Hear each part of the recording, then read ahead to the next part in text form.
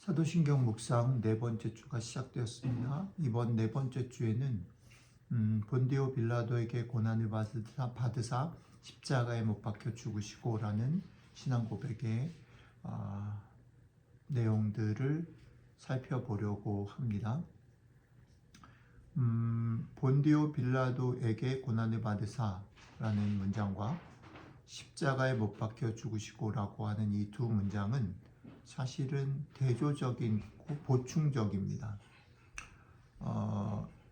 본디오 빌라도에게라는 이야기는 예수님의 고난의 출발, 근거, 원인이 어디 있는가라는 얘기를 하고 있고요.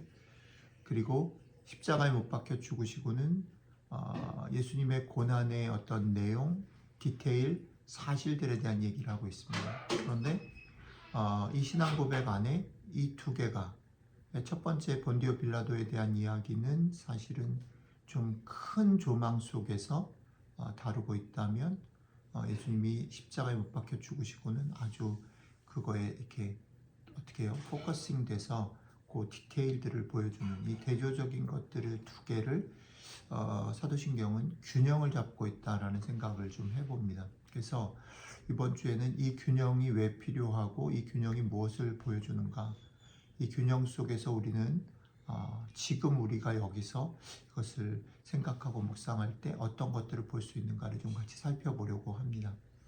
오늘은 그 첫 번째 시간으로 본디오 빌라도에게 고난을 받으사에 대한 부분들을 좀 생각해 보려고 하는데요.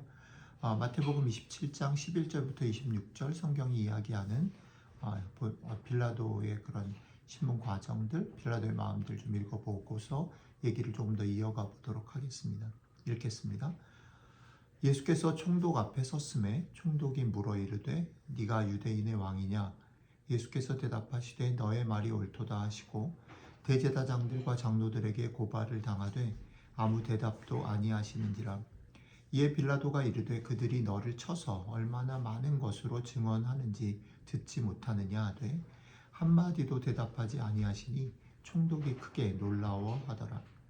명절이 되면 총독이 무리의 청원대로 죄수 한 사람을 놓아주는 전례가 있더니 그때 바라바라 하는 유명한 죄수가 있는데 그들이 모였을 때 빌라도가 물어 가로되 너희는 내가 누구를 너희에게 놓아주기를 원하느냐? 바라바냐 그리스도라 하는 예수냐 하니 이는 그가 그들의 시기로 예수를 넘겨준 줄을 알미더라. 총독이 재판석에 앉았을 때에 그의 아내가 사람을 보내어 이르되 저 옳은 사람에게 아무 상관도 하지 마옵소서. 오늘 꿈에 내가 그 사람으로 인하여 애를 많이 태웠나이다 하더라. 대제사장들과 장로들이 무리를 권하여 바라바를 달라 하게 하고 예수를 죽이자 하게 하였더니 총독이 대답하여 이르되 둘 중에 누구를 너희에게 놓아주기를 원하느냐? 이르되 바라바로소이다. 빌라도가 이르되 그러면 그리스도라 하는 예수를 내가 어떻게 하랴? 그들이 다 이르되 십자가에 못 박혀야 하겠나이다.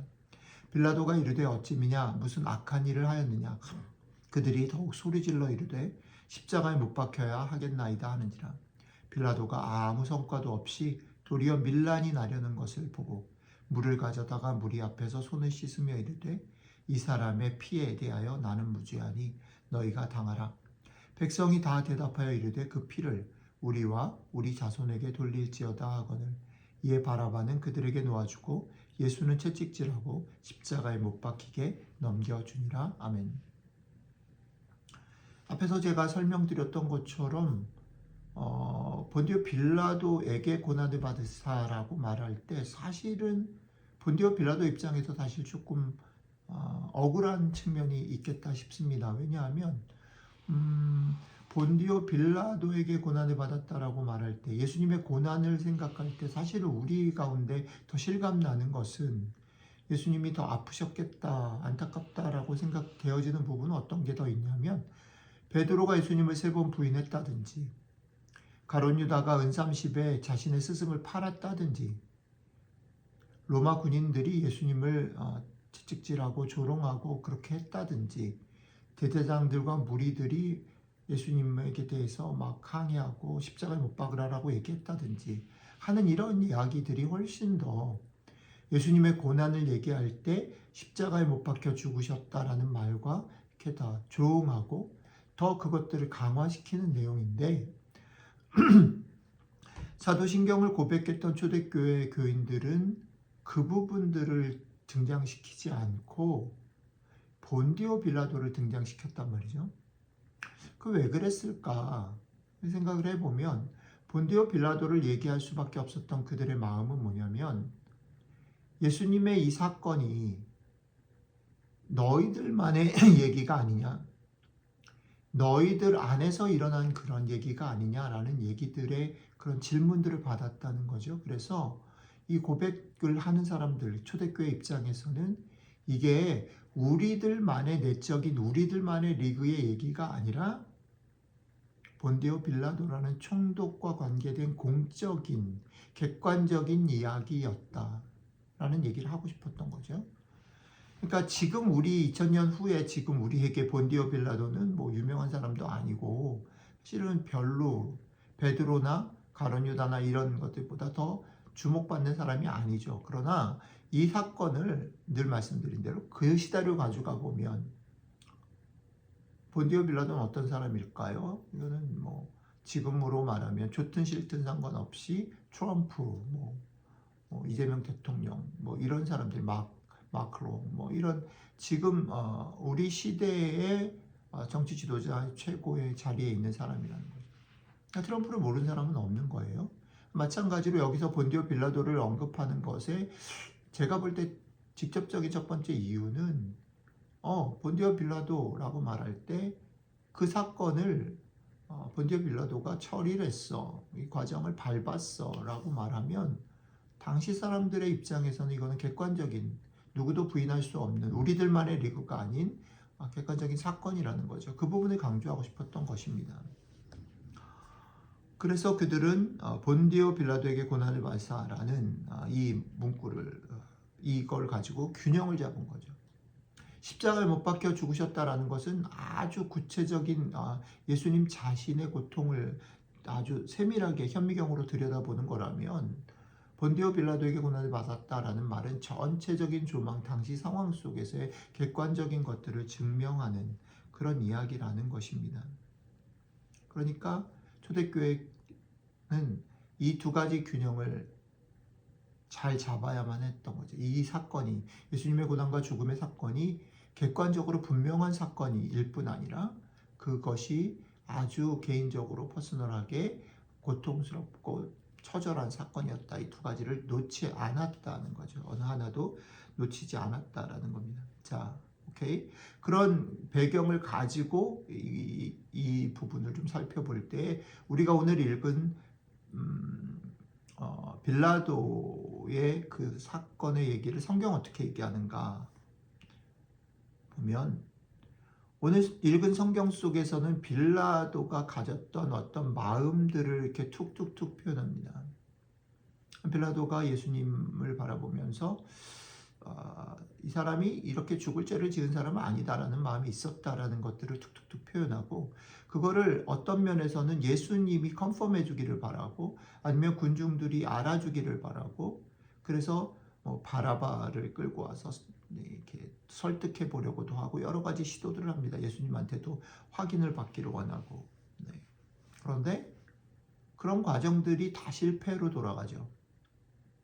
예수님은 침묵하시고 또 그들은 더 소리를 높여서 빌라도의 그런 계획에 동의하지 않습니다. 바라바가 아니라 예수님을 죽여라.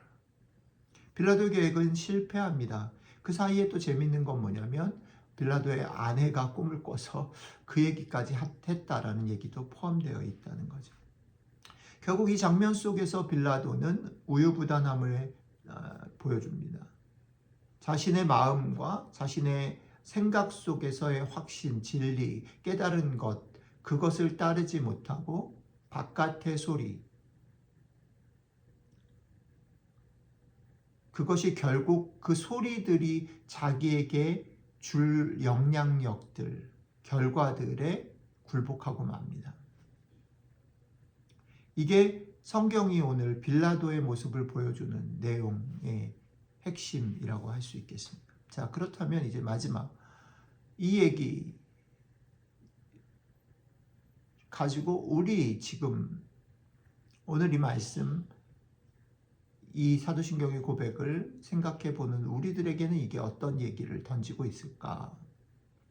첫 번째 얘기는 앞에 말씀드렸던 것처럼 초대교회 성도들이 예수님의 고난과 죽음이 우리들만의 신앙적인 얘기가 아니라 누구나 다 알 수 있는 아주 공적이고 객관적이고 분명한 이야기였다라는 부분을 놓치지 않고 붙잡았다라는 겁니다. 예수 그리스도의 죽음은 그런 우리 기독교인들의 마음 속에, 기도 속에, 예배 속에뿐 아니라 실제로 역사 속에 일어난 사건이다라는 거지요.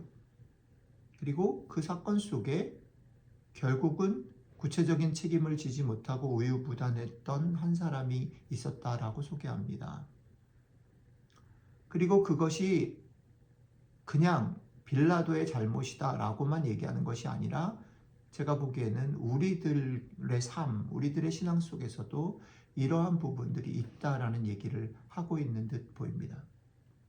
여러분들과 저의 삶에서 사실은 우리의 마음 속에 드는 생각들, 확신들, 그 진리를 붙잡고 살아가는 일은 쉽지 않습니다. 제가 지난 주일에도 말씀을 드렸지만 그 진리에 반대되는 얘기가 우리가 사는 세상 속에서 훨씬 더 목소리가 큰 거죠.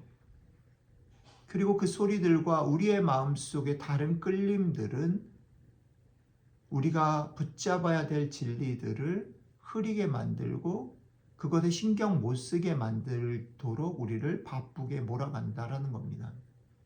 그런 속에서 과연 우리 속에 확신하는 것, 우리가 가야 할 그 길에 설 수 있을까?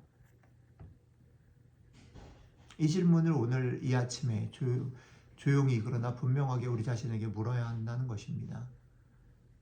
우리 속에 주신 마음, 하나님의 그 마음, 하나님이 우리에게 행복으로 걸어가길 원하시는 그것들을 붙잡고 살아갈 수 있도록 도와주십시오. 겸손히 기도하고 또 그 마음 붙잡고 오늘 하루를 살아가시게 되기를 주님의 이름으로 축복합니다. 기도하겠습니다.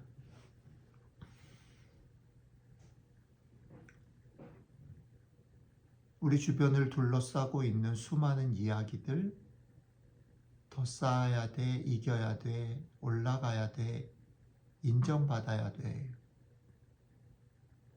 그 속에서 이미 우리가 사랑받은 자로 또 사랑하며 살라고 말씀하시는 것이 초라해 보이고 흐려 보이고 너무 이상적이어 보이는, 그리고 우리의 몸과 마음은 이미 세상의 소리에 끌려가고 있는 우리들에게 오늘 다시 순간순간마다 정신을 차리고 이 아침에 이 기도의 시간 속에 우리가 가야 할 길을 붙잡고 거기에 귀를 기울이고 걸어가라 말씀해 주셔서 감사합니다. 오늘 하루 우리의 삶 가운데 주신 이 말씀이 우리를 깨우고 우리를 인도하여 이 길을 걸어갈 수 있도록 함께 해주시면 좋겠습니다. 감사드리며 우리 주 예수님 이름으로 기도드렸습니다. 아멘.